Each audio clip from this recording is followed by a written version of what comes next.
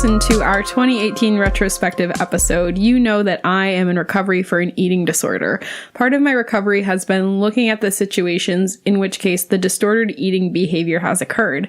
And what I've realized from that is I'm a very anxious person. And when I don't know how to deal with my anxiety, I often look to food or other self-destructive tendencies.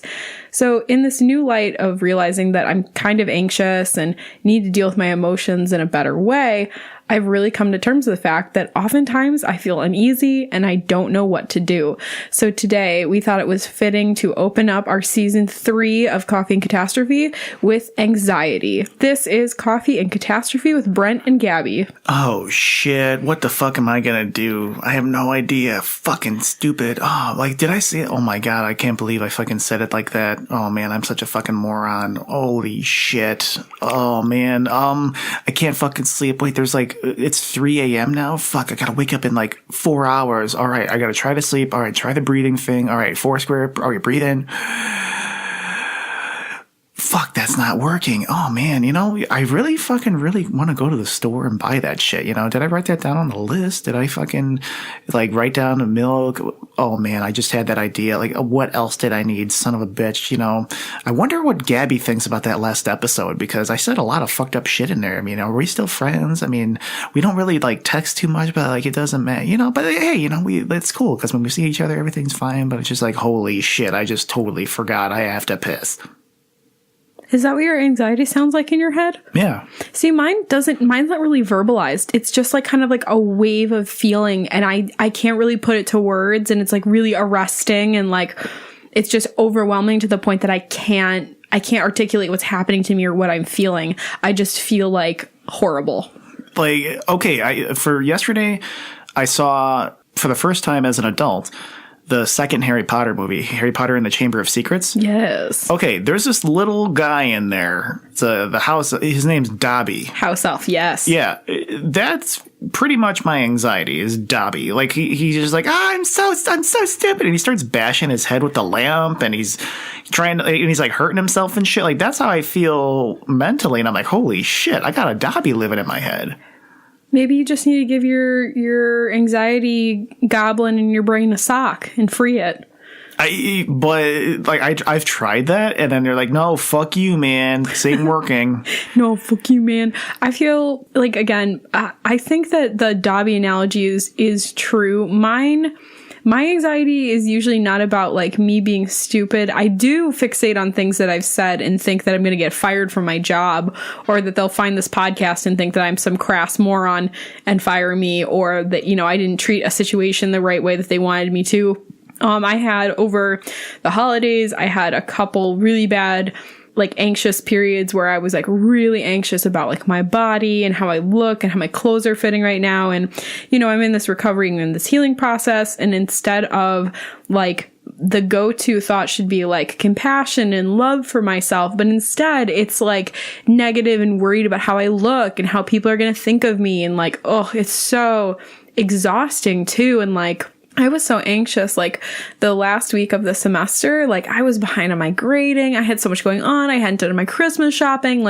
It just fucking built and built and built. And I don't know about you, but with my anxiety, I kind of get to this state of paralysis where I know I'm not feeling well. My heart is racing. My thoughts are racing. I'm shaking. I don't feel well. I am kind of catastrophizing. I think the world is coming to an end, basically. It's really doesn't feel good. And I know that I'm feeling that. And I know that to make myself feel good, I need to go for a walk, or I need to journal, or I need to get on my yoga mat, or I need to light a candle, or I need to take a hot bath. I know the things I should do, but it's I'm paralyzed and I can't do them. Even though I know what will make me feel better, I won't do it. I'm what the fuck? I've never had, there's nothing that I can do to make my shit go away. Mm-hmm. I've tried. I've literally even caught myself hey, look, Brent, dumb fuck, that didn't even happen. And you created an hour and a half, while you're trying to fall asleep scenario in your head with dialogue and feelings and all that shit. this didn't even happen. Think about this next thing. And then it doesn't ever work. I even tried like taking anxiety meds a few years ago. I can't remember what I took. It wasn't Xanax. It was just like this other generic knockoff thing. And that didn't do shit for me. So, but it's weird because the trade-off is when I'm not really, I don't know, like the worst I am in terms of like creativity is when I'm actually doing good. So restate that for me. I have to be anxious and sad for me to come up with my best shit. Oh, that's that's like horrible. That like feeds into the whole like tortured artist thing. Yeah, like I've really tried, and like when I'm doing great, which has been a lot of this year, I've come up with nothing. Like there's just not. It's just the factory shuts down for the day and everybody goes home, and then like the shutters are closed. But then as soon as like a little bit of like darkness, unease, or like lack of self-confidence trips in, that's when I come up with just like it just flows. It's just like this production line of just like massive like things coming down the conveyor belt, and I'm like, holy shit, what the fuck is this? That's interesting because like I find that if I have the anxiety or the depression, like or I'm feeling depressed, like if I'm anxious or depressed, everything stops for me. Like the production line just comes to a halt because I am not able to put the pieces together. Like it just can't happen. Like when I'm anxious, like I can't even care for myself. Like I get so, and again, like it's like this paralysis thing where I'm like sitting there in my emotion and know that things are wrong and know that I don't feel good, but I can't get up. I don't get up to make myself a cup of tea or to go take a walk. And obviously those are superficial things. They're not like the cure for if I had like, I was about to say if I had anxiousness for no reason, but I do think that the whole point of anxiety is you're kind of anxious for no reason. You just kind of feel like bad things are going to happen and you walk through every scenario. You put it perfectly with like you hype yourself up for an hour and a half about all the bad shit that's going to happen. And then all of a sudden you kind of get to this point where it dissipates and you're like, okay, maybe it's not going to be like that. And like you can kind of take a step back, but like, oof, when you're in that hour and a half of like misery and your heart racing and maybe you're crying or whatever, like, oof, you can't think. I can't think. I can't see. I can't like do anything in that time period. I will say I don't miss the panic attacks I used to have. I used to have like severe fucking panic attacks, especially Really? in sleep. Like I have like this werewolf style level of anxiety where like throughout the day I'm like cool. And then once like the moon comes out and it's 8:00 at night, it's kind of like in the Legend of Zelda Ocarina of Time, like when you're just walking throughout Hyrule Field and then you hear the wolf go, oh, and then like shit just starts coming out of the ground and tries to kill you.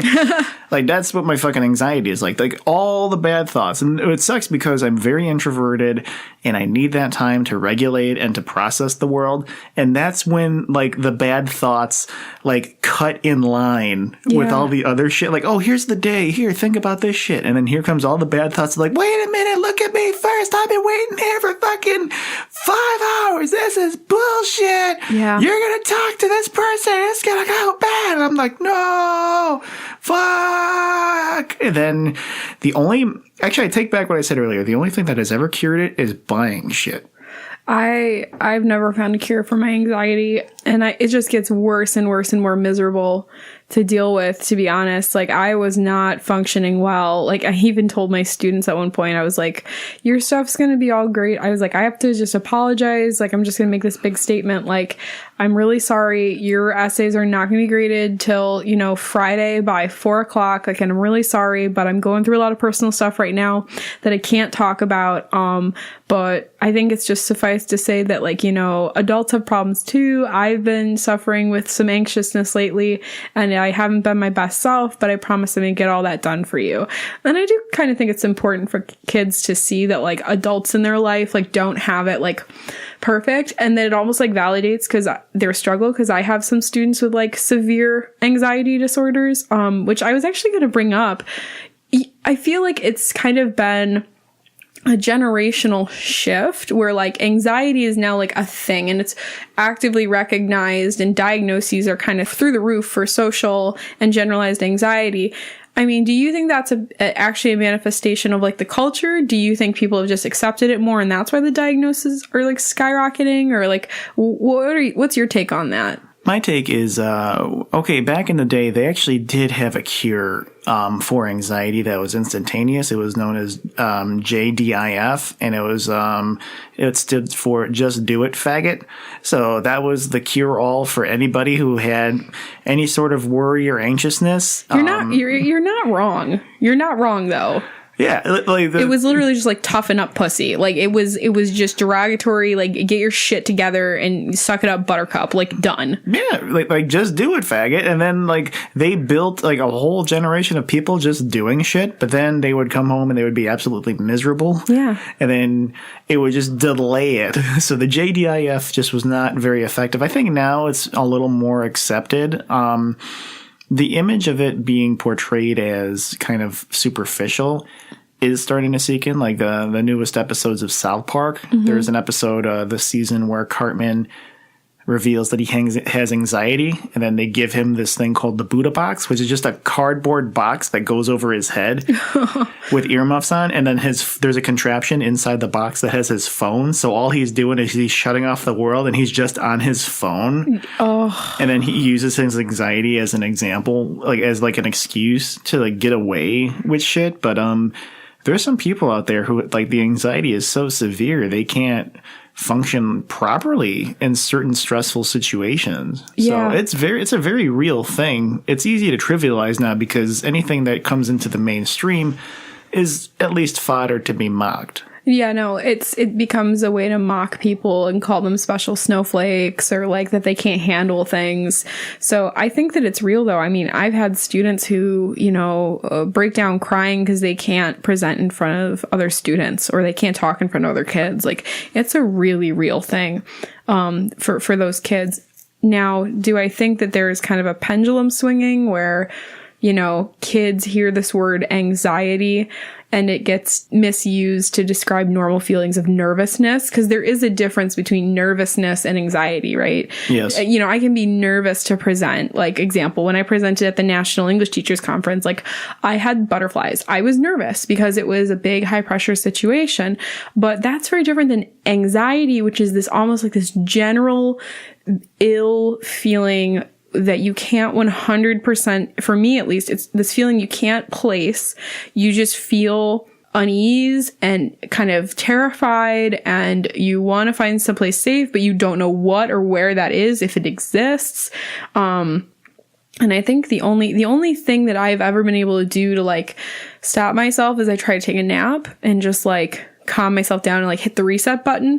But even that doesn't work sometimes because I've had nights where I just lie there, like you were talking about, just lie there and like replay the day or again, catastrophize things in my brain that, shouldn't be happening. And again, part of my eating disorder recovery has been looking at the situations when the behavior occurs and why it's occurring. And oftentimes it's like this means of self-soothing and comfort and control, but that's not here nor there. It is this means to like, when I'm uncomfortable, like I used it as a means to like soothe myself. Like in college, I was so anxious that I felt so alone and lonely and like I wasn't making friends and like I wasn't actualizing what my soul wanted. I didn't have the words to communicate that at the time, but I do now. And so it would manifest into disordered eating habits, and it self-talk and body image and all that stuff. So, and again, through this all, I realized that especially when my body, in my kind of disordered thinking about my body and the way it looks, like that, like the way my body looks and the way clothes fit and the way, what size I wear and the number on the scale, the number of inches of a certain body part, that's all means of causing this catastrophizing panic mode, crying on the floor because I just like couldn't handle it. And it's taken me a long time to get to that point, although there's been stints of that throughout my life. But needless to say, for Christmas, I bought myself some therapy sessions. So that's going to be really good. But again, through my own kind of processing and working through it on my own with workbooks and stuff, I've just realized how fucking anxious I am. It's crazy how being a worrywart used to be a medical condition. What do you mean? Well, we used to, like, or at least like the previous generations, and like if you were feeling anxious about something, you were just called a worrywart, and then that was it. Although in truth, like there were like things like Valium and Xanax came into like the culture, like Mother's Little Helper, like the Rolling Stones song. Like there were housewives like popping Xannies and dancing around the house and not over panties. What song is that? Do you know what song that is? No. That's Tyler, the Creator, Yonkers. Okay, never mind. Moving on. But, they were taking anti-anxiety medicine because they couldn't deal with kind of like, I think, existential dread. And also when your whole life is like the domestic sphere, it's kind of confining, at least for me. Some people find that like that's all they want to do in life. If I was just like, your life is to make babies and cook and clean and make your husband happy, I would want to kill myself. Like, oh my God, I would never, ever, ever, I could never be satisfied. And I would probably need to take Xanax. Now, wait a minute. It's empowering if it's their choice. Sure. Yep. So, and in that case, that if it's their choice to take Xanax as well, then that is making the world a much better place. Mm-hmm. So just choosing, The mere choice makes it empowering. Exactly. Hey, they even said at the end of the Harry Potter movie, they say, like, the Dumbledore is talking to Harry Potter. He's like, hey, man. Well, he didn't say, hey, man. He didn't say, hey, man? No, I'm just paraphrasing. He said, hey, man, it's not about, like, the abilities that you possess. It's the choices you make. So, that really hit home to me when I heard that, because at the end of the day, like, I am like a mixture of like every choice I've ever made. Mm-hmm. And I always think that I made a lot of stupid choices. But if I make the choice to stay at home and have kids and take Xanax, then I feel so empowered. And I should be supported because of that. I love it when you make these veiled comments about like things that you actually feel about like society and culture and stuff, and it's all veiled behind a joke, and now everyone's listening thinking of the fact that like you really feel this way, but you're saying that. Now you're making me anxious, Brent. I'm just kidding. I'm kidding. Oh, God. Now I'm going to go home and think about this. No. I'm kidding. Oh, shit. I'm kidding. My friendship with Gabi is over. God damn it. Another one bites the dust. Son of a bitch. All right. Next one.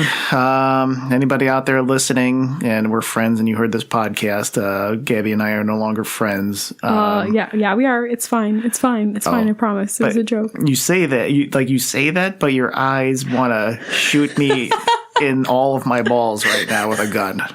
All of your balls. Every single last ball.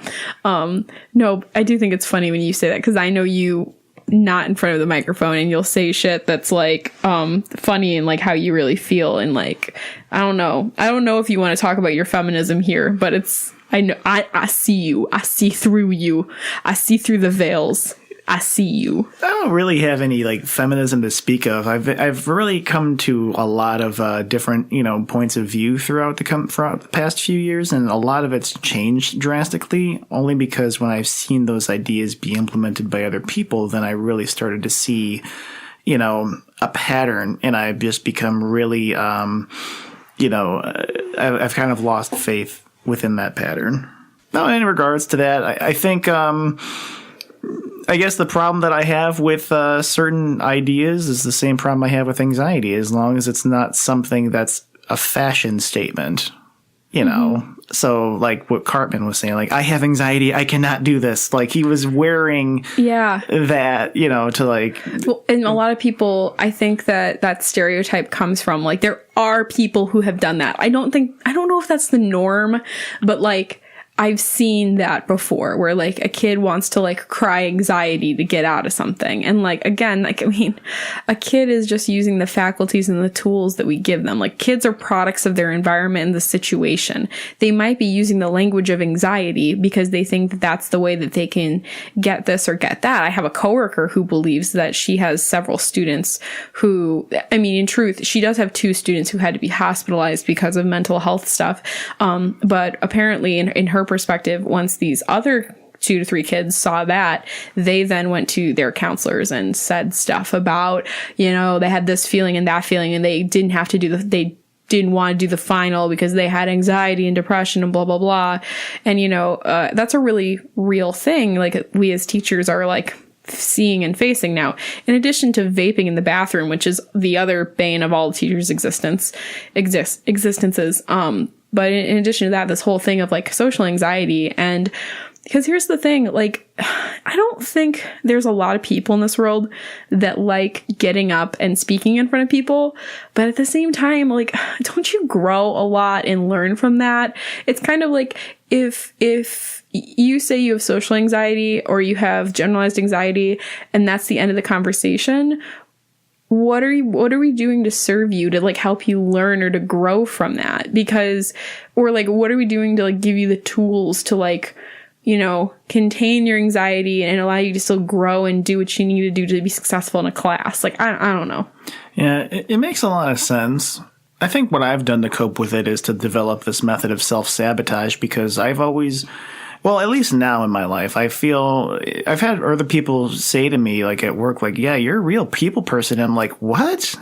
You are, though. But I don't know how that happened. Like, I guess I think working at the college, especially like in the area where there's a lot more poverty than the other campuses, that's really helped me, because I've really used that sense of community and just looking at people like, hey man, look, have some coffee. Like, let's sit down, let's have a talk, you know, like doing that. But I'm really not that much of a people. Like when I'm at Walmart, that's not only like when I'm filled with so much anxiety, but, I just ignore people. Like, I don't engage in any conversation. I just go there, I pick up my shit, I leave. Oh, same. Like, don't talk to me in public. Yeah. Stop. Like, and like, I feel like, it's really hard for me to like the people that I have in my life and the people that I do like talk to, it's really hard for me to like make connections. It's kind of like, you know, like with going fishing, like some people like just have this bait that can catch any fish. Yeah. You know, with me, I have like this special like stink worm, you know, so that's like a weird name for your penis, Brent. Oh God. Well, it depends. If I've been working at the warehouse, you know, that's even such the case. but so my fucking stink worm doesn't work for a lot of other fish, but there's one fish in particular it works for. And I'm like, wait, oh, there's a nibble. Oh, shit. That was fucking boot. God damn it. All right, reel it back in. Back out. Oh, shit, I got it. Sticks, you know, so I just get a bunch of like, you know, pieces of wood and like tires. And then, you know, so it usually scares away like people, but I'm actually okay with it because I don't want those fucking people in my life. Because imagine like if I had to be so false and phony with somebody. And then when I like revealed a real part of myself, and then after all this time established, they run away. It's like, fuck them. Well, yeah, I kind of feel like I feel that way in the sense of like, again, only those really close to me know about my eating disorder. And everyone who listens to our podcast, maybe not the best move on my part, but no one knows what we look like yet. But anyway, neither here nor there. The whole point is, though, that like you have to kind of be careful with who you tell about your inner stuff. You have to choose who you tell your full story to and when, because that's sensitive information. I mean, there's still stigmatization around eating disorders, mental health stuff, depression, anxiety that people just don't understand. And especially like on a societal level, we really pride, you know, independence and self-help and individualism. And all of that does not serve the people who have depression and anxiety or eating disorders or other mental health, you know, maladies, I guess, because you need another person at least to help you through. Like, again, like once I kind of had my come to Jesus moment, my immediate thing was I need help and I'm going to try to help myself and I'm going to get some workbooks. And part of that was because, you know, when you go to therapy, you make your experience real. And I had so much fear around that and anxiety of like the moment I step in a therapist's office, that is me on my knees saying, I need help. I need your help. I'm not doing well. Please help me. And that was like really scary and vulnerable. And And obviously we know we can grow from vulnerability, and I'm really going to grow from these experiences, but like it doesn't make it any less scary. You know what I mean? Oh yeah. What sucks is one half of that is the social stigmatization of just asking for help and going to see a therapist, and then you're telling them like your, issues, and then they're just like drawing doodles of you on the clipboard, and they put you with like they draw a picture of you and they put like, this lady's crazy, like in a dialogue bubble. Like there's those stereotypes. Not only that, but the fact that you couldn't do it yourself. Yeah. And again, there's like that whole social, we don't like people who can't do it themselves. And especially like, I think that I've really internalized like a do-it-yourself mentality in a lot of areas in life. Like even this podcast is DIY. So like the fact that I've got that going on doesn't make for... It just makes me feel bad. Like I couldn't solve it by myself. But there's no shame in asking help. And I like know that.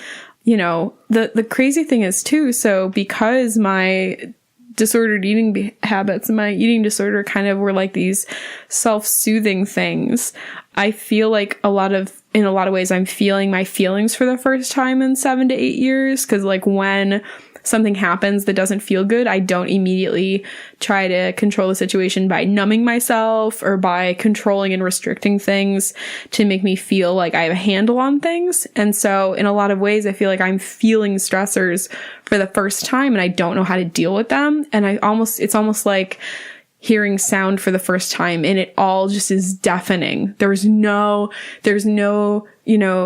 gradation between like what a 0 on the amp sounds like versus a 3 versus a 10. Like there's no in between. It's all just screaming noise. And that's like one of the things that then brought me into more anxiety, was this idea of like, I don't have any skills to deal with this. This is fucking horrible. I don't know what I'm doing. How the hell did I get through 25 years of life and not learn how to cope with shit? But that just deserves a pause. How the fuck... When are you supposed to learn coping skills and how? Why isn't that a class in college, in high school, in elementary school? Well, because you got to learn how to do all this other shit. And I don't know, it would be very useful, but I can't imagine... it would kind of be like sex ed. Like half the class would be like really like listening intently and taking notes, and then the rest would just be like, you said penis. No, exactly. That's how I feel. I mean, like the school I work at has like a life resource management class, and the kids just think it's a joke because of that. It's like half of them are taking it seriously, the other half aren't. And well, it's kind of like you just kind of throw this at kids during high school. Of course, they're not going to take it seriously. You got to build in, like, knit in the pearls of wisdom and about coping skills, like from elementary school onward. Like I'm talking some Mr. Rogers shit. Like it's okay to feel sad sometimes, and then coping skills. I don't know. It's really hard to teach like a body of people who feel they are invincible what it means to be vulnerable. Which is why you start it when they're young. But then they know that like they're gonna come up with times when they don't feel good, they don't feel their best, they don't feel the greatest, and that's those moments when they need to not rise above, but that's when they tap into the coping skills. If you just give it to them when they're in high school, they're of course not gonna listen. I do object though. I never thought I was invincible in high school. Did you? Yeah, well, the feeling of youth, yeah. So here's what I mean. Okay, like the feeling that like this feeling of infinity when you're young, at least when I was young. So for instance, like, like everything is going to be like this forever, and then like, I didn't have the wisdom when I was in high school to be like, okay, once I get out of high school, shit's going to be different. It was just like, it's always going to be like this throughout high school. Like that girl I had a crush on, and then like I totally bombed telling her how I feel. That's going to fall, like that's going to be like the rest of my life. Not only that, but I didn't think that I would die in any certain way. Well, this is before all the school shooting shit, so it's probably like a different culture out there now. Oh, that's a whole other cause of anxiety in schools. Oh my god. Yeah, like I mean, like just even someone using the stapler, they're like, "Oh god, what the fuck was that noise?" Dude, there was literally someone banged like on a classroom door or something down the hall, and my heart rate fucking shot through the roof, and I thought it was a school shooter. Yeah. Like yeah, terrifying. Anyway, continue. So, but just this feeling of infinity, a lot of young people, like when it's hard to just tell them, at least in my experience, like any like great advice, like it's really rare that I'm sitting across from someone who's, let's just say like 18. And then I say like some like bit of wisdom and they're like, oh shit, like, wow, I'm going to really apply that. They're just like, yeah, okay. Yeah. All right. Whatever you say there, old fucking guy, But some very few people like who have had to grow up really fast know exactly what that's like. But like in general, it's really hard to like find the time or the place to do that only because of like just the mentality of the youth. Yeah, no, I think you're right. And I think that, again, the way you kind of curb that is you start talking about realistically and authentically and really from a young age, and we can move forward with it because, we did have, I remember I was in like an advanced math level class when I was in 4th grade, and part of like a couple of things we did was we learned like breathing exercises and meditation techniques, but that was like a couple days throughout the year. Like we didn't do anything beyond that. So I kind of like, and last year when I had, my sophomores for the, I think it was winter finals, there was a day where we just had kind of like empty space and we were gearing up, and I just took it as a day to teach them like different meditation techniques. Or this year I taught them alternate nostril breathing from like Yoga with Adriene, where have you and I done that before? Have I talked to you through that? You've mentioned it, but I can't remember. I think we tried it one time, but it was like that one exercise we did like the day that you showed me the ropes. Yeah, for sure. But like in terms of like, dear listener, if you are ever feeling anxious, I really highly suggest alternate nostril breathing, where in essence you like make kind of like a hang loose sign where your thumb and your pinky finger are extended, or if you don't have a pinky or a thumb finger, just use 2 fingers that you have, and you basically plug one nostril with your thumb, inhale, hold and retain your breath, then switch fingers to plug the opposite nostril and then breathe out on that side. Then you breathe in on that side, retain the breath, plug the opposite nostril, breathe out, so on and so forth. And it becomes like you talked about square breathing. It's just another like breathing exercise that like makes you focus and kind of drown out what's going on. Have you also heard of that, like, is it called grounding, where you're like supposed to like you're supposed to look around and internally think of like 5 things you can touch, 4 things you can see, 3 things you can hear. Have you heard of that before? Yes, that's more specific to people with PTSD. Oh, interesting. Because like with trauma, the way trauma like works on the body is like it's not like that you're remembering, it's your body's reliving it. Yeah. So as like a stress response, what happens is that little thing in the back of your head, the amygdala, it fucking goes off like an alarm, and it's just like, God damn it, son of a bitch, god damn, like pretty much like JR on Monday Night Raw whenever someone gets thrown through a table. But so what it does is it just kind of like reorients yourself into the present. So like the grounding, like, okay, like name some textures, it's weird, like put your like teeth on your tongue and like just like feel that, like just like, okay, that gets you more into the present as opposed to your, the hectic past or the hectic foreseeable future that your head creates. Gotcha. Yeah. I've heard about that for panic attacks, but I've never heard that it was associated for people with PTSD, that like when their body is like reliving that trauma, that's what they do to like put themselves back in the present. But it's still like helpful to know that. Where do you think anxiety comes from, Brent? The stork. Which one? The one that the one that like drops off the baby and like, here, mom and dad, here's your baby. Also, here's some anxiety for your baby. Yeah, because like the stork was carrying my ass. I was totally like with non-existence. I was so fine because I was not conscious or cognizant. And then all of a sudden, oh, boom, now you're born. You follow these fucking rules. Just get over it, faggot. And then, you're going to be fine. And now I'm just like, fuck, now I got to find meaning and all this shit. Do you remember when you didn't have anxiety? No, like even when I was a very little Really? kid. I've never, like, even when I was a very little kid, it would be this shit. Like, it would be the carnival in my head going at all times. And I was a very anxious kid. Even, like, the song? What? The carnival song? Yeah. That would be terrifying. I'd hate that. Yeah, every single time when I was a kid. It could be partly because of the environment that like I grew up in, and like it's just reactionary. But anxiety like runs in my family, so it's just like this high level of like maybe negative emotion and neuroticism, and it's hard to be self-reflective when you have all this shit. It's kind of like trying to like walk across the bridge, like while ignoring the explosions everywhere else. Or it's kind of like the last like 5 minutes of like any James Bond movie where like the shit's like self-destruct, like they're all just getting the fuck out of Dodge and like they gotta drive the car. Like that's pretty much anxiety. You're just trying to get the fuck out of there. But unlike James Bond, like you don't know the fucking way out, and you're just like, oh god, and then like the rocks tumble and fall in front of you, and you're just like, son of a bitch, hell. And then and then all of a sudden like you go to sleep, and then like somehow you get to sleep, and then you wake up, and then there's like 2 minutes of peace. Like, when I wake up and I'm just like, oh, this is great. Oh my God. Wait, what day is it? Friday. You gotta go to work. Ding, ding, ding, ding. I'm like, son of a bitch. But, so you then replay everything that you didn't like from the previous day?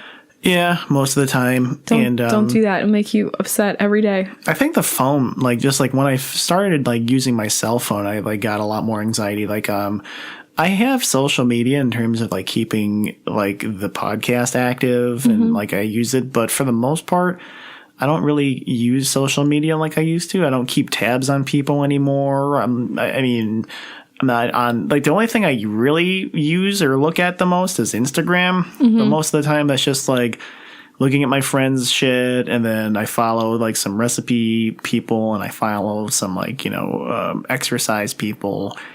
Just for like, hey, you want to fucking make some like badass chicken? Here's a recipe. Like, shit like that. So that kind of went away. But the phone for me was really severely anxiety producing when I was first starting to use it. Like, I remember when I first started using MySpace in 2005, if somebody didn't respond to me right away, I took that really personally. Oh, you are so right. I feel this, or like even in like the dating scene, like if you text somebody or message them on like a dating app and they don't respond like within like 24 hours, so much anxiety inducing. And I remember one guy that I dated in 2018 who I really liked, like he like wouldn't get back to me for like a day and a half maybe, and I would be like internally screaming like, oh my God, I fucked this up, I did this wrong, I shouldn't have ever texted him, blah blah blah. And like that wasn't the case at all, but like, oh my God, you're so right. And that might be a fodder for like maybe the upsurge of anxiety diagnoses. Yeah, I definitely see it as such. Especially now, it's a lot easier to become anxious online because what you're doing is you're filling it. It's kind of like in horror movies. Like, the scariest ones aren't the ones that show you the horror; they're the ones that delay it or they show it off screen. So kind of like in a horror movie, like you always see this empty space behind the main protagonist, like when they're walking into a room, because you're filling that empty void with something that's more terrifying. Because like when you're looking at the screen, it's just, oh, there's fucking nothing there. And then like there's the jump scare, and then it turns out to be the cat or whatever. And then there's like a moment of relief, and then, big fucking murderer stab you in the face with his dick. Like whatever. I don't know. I don't know where that came from, but yeah. Like Jaws. Like the reason Jaws is scary is because you really don't see the shark till the very end. Yeah, and that's like what texting is like, because you're filling in all of the context there. So like when you like text someone like, hey, what's going on? And they don't respond for hours and hours and hours. You're like, holy shit. Okay. And if you have anxiety, they're mad. They did something. It's this reason. It's that reason. But they don't like you. They're having sex with another girl. They don't care about you. They're mad at you. They think you're dumb. You're stupid because you're fat. Yeah. That's like the outline. But then like, those are all the thoughts that I have. Yeah, no, exactly. Like it's just like that on full blast at all times. Well, and if you think about it, that's not a conversation. Like that is not, it's not like a letter. I don't think there was a time where someone wrote a letter to somebody, put it in the mail, and then waited there anxiously until the day they got the letter back, because they knew there was going to be time for that letter to go through the mail and to be processed and reach that other person's doorstep. With instantaneous things like email and texting, even more so. Just texting is like the thing, or DMing people on various apps. Like, in the immediate, they have seen that, or they had the ability to see that if they have their phone on them, like pretty much everyone does. So when they don't respond to you immediately, you're like, what did I do wrong? What did I do wrong? What did I do wrong? Well, especially like you and I are the type of people that like, well, one, my superpower is that I can leave my phone. Like right now, my phone is not in this room. My phone is downstairs charging. I don't have my phone on me. I haven't looked at my phone since you came over at... What time did you come over? I came over at 2 o'clock. 2 o'clock. Okay. So I haven't had or looked at my phone for like 2.5 hours. And I feel like that's a superpower nowadays. I'm not anxious. I'm not worried, blah, blah, blah. But if someone were to text me right now, like maybe they're on the other end of like the dating, the dating coin, and they're trying to pursue me, and they send me a text message trying to see what I'm doing tonight, and then I never respond to them, or I don't respond to them till tomorrow morning, they might be like, oh, fuck, what did I do? They don't like me. She doesn't like me. She's hanging out with another guy. His name's probably Brent. They're probably recording a podcast. Ugh. I'm like, yeah, I know more about Gabi than you do, dickhead. No, but, so... I think when you are able to go a long time without using your phone, you're pretty much just Amish. Yes, I am pretty much Amish. I'm also Amish because I've never listened to Juice WRLD. I don't like Travis Scott. I wish they'd bring Fetty Wap back. Yeah, I'm pretty much ancient. There's actually a line in Fahrenheit 451, and there's this like part where Montag, the main character, is talking to Clarice, the young girl who is weird because her whole family like has conversations and doesn't take part in technology. And he tells her, she's like 14, and he's like, you seem so old. And she says, yes, I am ancient. And I totally feel that.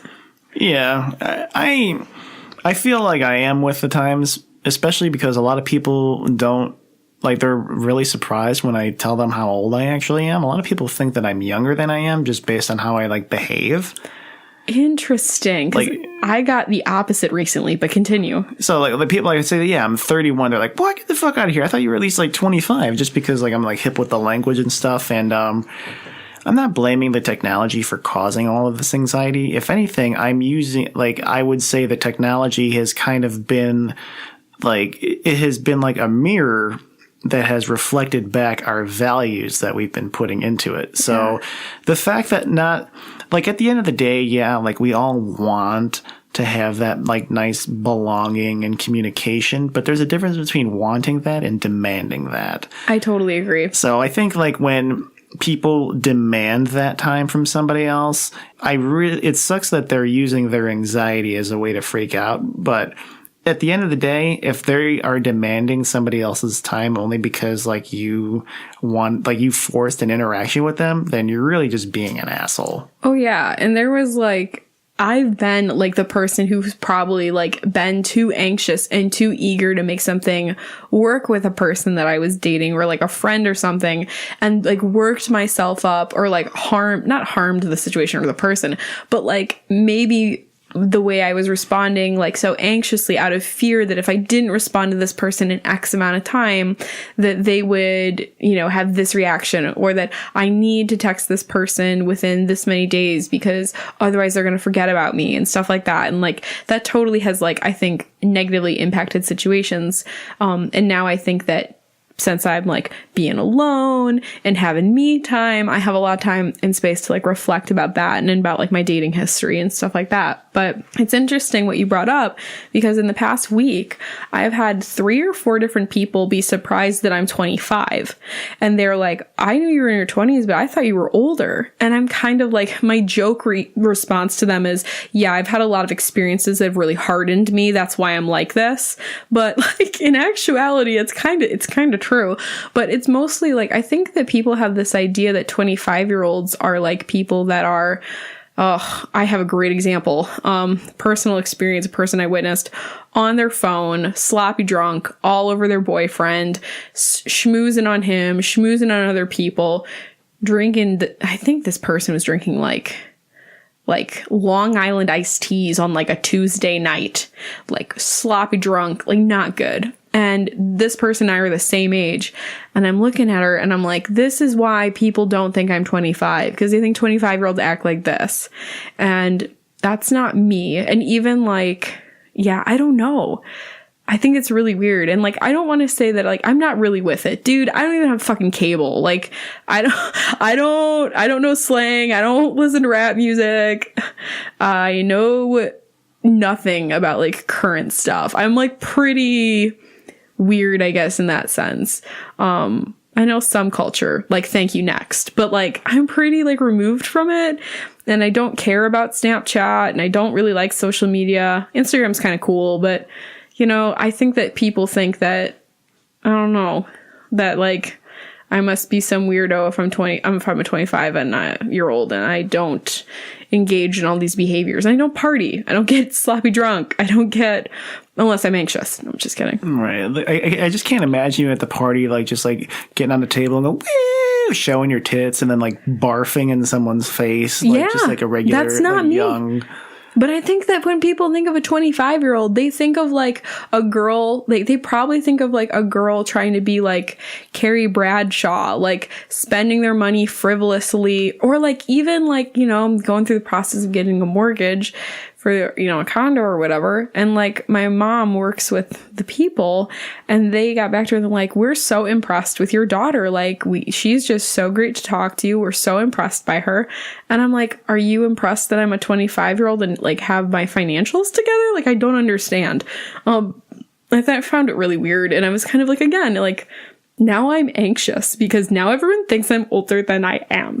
But here's the thing. I don't look, if you looked at me, I look like I'm 25, maybe a little bit younger, because I don't have like any wrinkles and like I don't tan. So I've got this like moon tan going. I'm super pale and whatnot. So like, I don't look older. I maybe look a little years younger, especially with my black and white hair. People might think I'm younger, but I think when you start like talking to me and I'm like a really like earnest, sincere person who has a fucked up sense of humor, like then you probably think I'm older than I am. Yeah. So like you look like, I think you look your age. Like, you don't look like an old lady, but you don't look like a 16-year-old, you know, obviously. I've like, gotten 19 or 20 recently, and I was just like, like people were surprised like I wasn't fresh out of high school. I mean, see, I could tell like you got like you have this mixture of like young and old because of like how you accessorize. Mm-hmm. So like you got like, so like you'll wear like a nice top with this cute belt, like that kind of shit. Yeah. Like you got like the wisdom of, you know, just like wearing I don't think I've ever worn a nice top with a cute belt. What are you talking about? That's funny though. That's funny. Like as an example, like, like okay, like you'll wear like this nice top, but then over that top you'll have something else that's like really nice that like accentuates the shit. Gotcha. Okay, so there's like a balancing feature that like is like you're hip, but you're not 16. Yeah, so like it's kind of like with like like you're not wearing just a dress. Okay, so for instance, you're not an old lady because you're not wearing like an old Looney Tunes shirt with no bra. Then you go not today. You go shopping at Goodwill. Not today. But you're also not wearing like your SpongeBob pajamas like in public either. Yeah, truth. I mean, black yoga pants all the time in public, but yeah, no, I definitely feel that. But it was weird to like see that and think that like I don't act my age because I'm not young, dumb, and broke, I guess. I'm young, but I'm not dumb and I'm not broke. So I get away with it because not because I consume what the culture is consuming, but because I fucking talk to people, you know. And I don't, Brent. And I don't. Is that what you're saying, Brent? No, you don't talk to young people. I don't. I don't talk to young people ever. No, like, I don't have a job that works with them. You know, no. I don't get paid to talk to young people. No, you don't. I don't. You don't talk to them. You just tell them what to do. Hey man. I know what Fortnite is. Okay. I know who Ninja is. Okay. Oh yeah. Oh yeah. But do you know what bacon eggs is? What? There you go. What's bacon eggs? It's fucking Ariana Grande's new song. You're joking, right? Bacon. Dude, it's fucking on the radio right now, dude. Bacon eggs? Yeah, dude. Are you talking Thank You Next? Bacon eggs. Bacon eggs. I'm so fucking grateful for my eggs. Yeah, Thank You Next. That's the name of the song? Thank you. Next. Thank you. Next. I'm so fucking grateful for my ex. Can we have a moment? I don't like her voice. Okay, moment over. Moment revisited. She can do no wrong in my book. Moment revisited. You're wrong. Moment revisited. Shut up. Moment revisited. Whatever happened to Riri? Rihanna? Moment revisited. I'm actually glad she's taking a break right now because she's released like an album every fucking year since she's been out. I think she just needs to like take a bath, like just take a nice fucking jacuzzi, just like get her shit done and like just do whatever that makes her feel good for a year, come back and then fucking kill it again. Moment revisited to the power of 6. Did you know that a lot of the money she makes, she's put back into her home country and like really rebuilt it? I think she's done like some like efforts with education and empowering like girls and women. Just like awesome fucking shit. Good for her. Moment revisited. I'm really fucking lonely. Same. Like seriously, so fucking lonely. And part of my anxiety is like the fear that I will never find anybody who wants to spend time with me in a not friendship way, because I have lots, I know I have lots of friends, but I have like my core group of friends who I love very much and I love spending time with them. But I'm like, am I gonna ever like find that person? And like right now, like I can't find that person. Like I need to take care of me. But like I get these like this just like 3-second like anxiety spike of you're gonna be alone forever with all these cats. Yeah, I'm like that, but like think I'm destined to like have one of those Instagrams of like a famous cute animal. What animal? I'm gonna have Pickle the pig. Oh, don't get a pig. Don't get a pig. My friend has a teacup pig. It's a bad idea. But like, I'm gonna get a teacup pig. It's gonna be named Pickle. I'm gonna take all these pictures and then I'm gonna put like little Pickle and like put these little like top hats and shit, and then it's gonna be fucking famous and on Ellen and shit. Like that's gonna be my life. Like if it's not Pickle the pig, it's gonna be like, you know, Doug the pug, or it's gonna be fucking Cornelius the crocodile. I feel bad just like doing my own shit, like just being like the guy at Jewel who bought fucking broccoli, like just being that guy. Is hard enough. I can't imagine like the celebrity level. Yeah, no, I agree. No, I can't imagine what that's like. God, now I'm thinking about just like every single day, like just the thoughts that come through my head, and kind of go back to your question from earlier, like where does anxiety come from? I think it comes from just perhaps like such a little bit of fear and reaction of not knowing what to expect next. Not only that, but if you feel more guilt, you look more on like the past as well. So like if you have more guilt, you'll look at more of the past, and if you have more fear, you look at more of the future. If that makes any sense. So yeah, guilt is backwards, fear is forwards. Yes. Totally. I totally feel that from an anxious perspective. I do feel like kind of like a fear of the unknown in those moments where I'm in that state of paralysis. It's just like, I don't know what's going on. I don't know how to feel. I don't know like what I can do. Well, again, I know what will like make me feel better, but at the same time, like I just don't have the wherewithal to refine it or to, make myself feel better. Now that I think of it, like every time I've been anxious has always been based off of interacting with somebody else. Like when I was in the hospital last year, I felt nothing. About, like no anxiety, you mean? No, about my health. Like when they said, "Oh, your appendix is gonna burst. You need surgery within the next hour." I was just like, "Cool." Like I didn't give a shit. I don't know. It was so weird. There was no fear about that. Yeah. If anything, I had a lot more fear about like just dealing with other people at that time, and like the nurses and the doctors, more than the fact that I probably could have died had I gone into work that day. Like anything like that's with myself. Well, actually, I take that back. If it has to do with my teeth, then I get extremely anxious. But anything else, like if I have like a pain like in my chest, I'm like, all right, I'll just lay down. It'll go away, and then it usually does. But I sometimes have the Liz Lemon thought, which is like, if I choked right now on this food that I'm eating, I would die alone. no one would find my body. Like I do have that like fleeting moment of existential dread and pain. But that's about it. Sometimes like my heart will start racing and I'm like, oh God, this is a heart attack, isn't it? When did it start for you?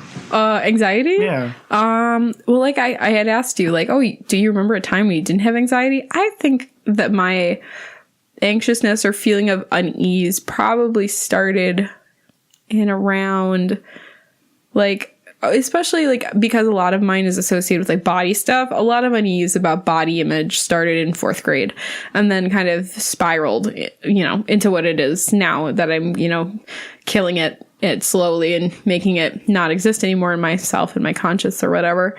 So I think that it probably got really bad though once I got to college, and that was when honestly my eating disorder like really kicked in. It was kind of there in high school again with that self-soothingness nature of it. It was a coping skill, although it was self-destructive. But I think I remember like feeling. Oh my God, I hope I don't start crying when I think about this. I remember being alone in my dorm room on like Fridays and Saturday nights, like not hanging out with people, like watching TV and just hating myself and hating and feeling miserable. And like I wasn't worthy to hang out with, or I couldn't find friends easily.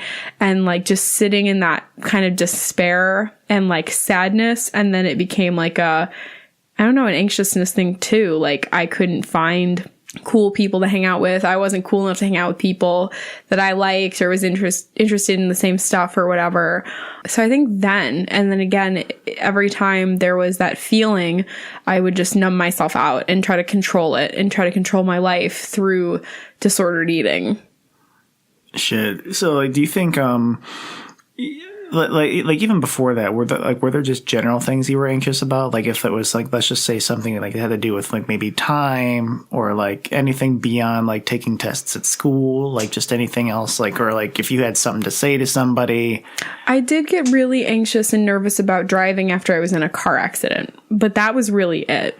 All of mine stemmed from like interpersonal stuff and like fear of rejection and like loneliness and stuff like that.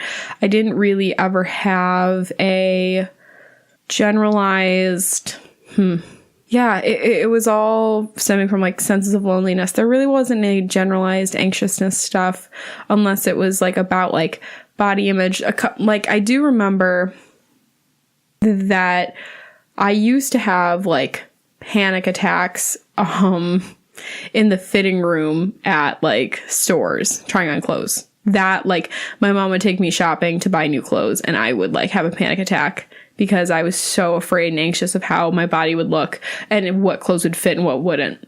So I think all of it comes to that. I didn't feel really anxious about like school or like performing or really anything. It was really only around like body for me and loneliness. So how did your panic attacks feel?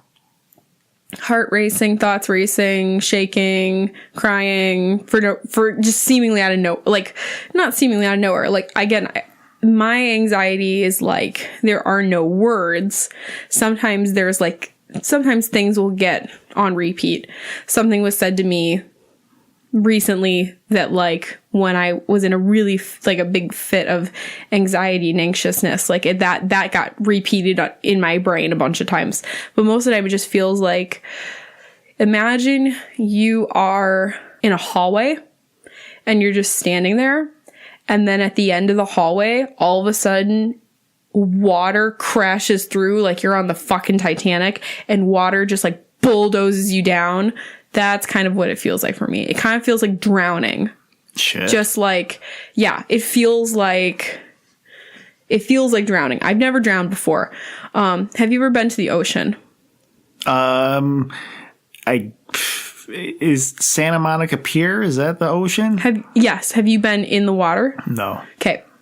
So when you're in the ocean, when you're standing in the water, there gets to be a certain point in time in the day when you have left the shore and you're standing in the water and you maybe like body surf and like a wave comes and it hits you at like your hips and you can jump and you're okay and you can still stand. Then you go a little farther and it gets up to your waist and it maybe pushes you back a bit, but you can still handle it. There will come a wave that you never saw coming, and it is taller than you, and it just fucking bulldozes you over and drags you under, and you don't know which way is up and which way is down. And that's what it feels like for me. And then through this moment of panic and anxiety and fear and like, you know, on the brink of deathness, drowning, boom, that's how it feels to me. Do you still get it like that severe, like even like recently, like within the past year or so? Within the past year, the first one I had was yesterday. Oh shit. Yeah, the first one yes. Holidays, what? But yeah, no, I had one because things were said to me, and then that made me really uncomfortable with my size and how my body looked or whatever. And here's the thing, like I'm not even disgusting looking. Like I'm objectively attractive. And I'm very humble, and I deserve an award for my humility. But like, I'm a good looking person. I'm not obese. I'm overweight technically by BMI, but BMI is bullshit. I've got curves in the right places and some in the wrong quote unquote wrong places. It's all bullshit. I'm an attractive person, but in my brain, I'm like a festering, oozing wound of like on a rat's testicle. Like no one wants me. No one thinks I'm attractive, like blah, blah, blah. So I had just that crashing wave of drowning sensation yesterday. And I would get that sensation when I would be in a fitting room at a store or shopping with my mother.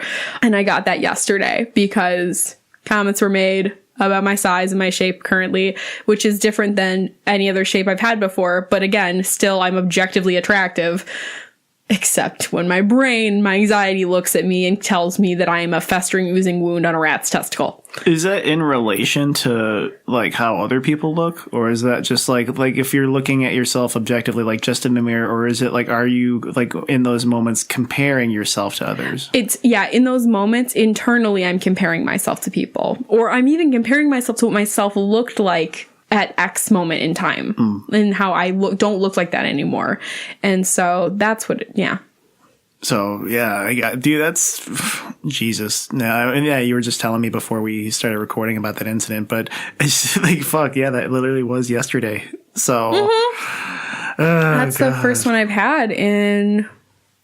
So like I think I talked about in the depression episode how like I've had these like feelings or these moments where I like I can't envision a future for myself and I just want like to sink into the earth and have it be over with, like not actively kill myself, but like just lying on the floor praying that the dirt will like, you know, like hands will come up, hands of soil will come and cradle me and drag me into the earth and I'll be warm and safe and don't have to deal with life anymore. Yeah. I mean, that's really dark. Yep.